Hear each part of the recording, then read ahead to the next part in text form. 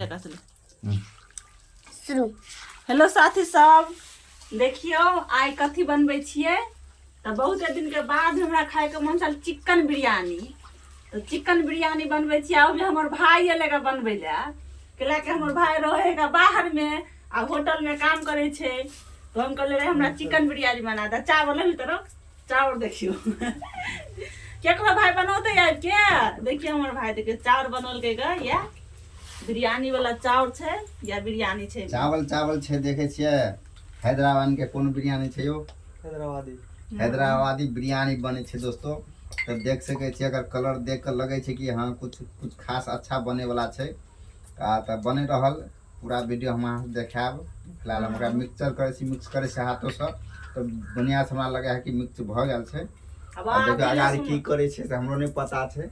हम तो देखते छिए जब बनने के बाद अहाँ के फुल फॉर्म बताती केना केना के बनलेगा। क्लोज कर दे।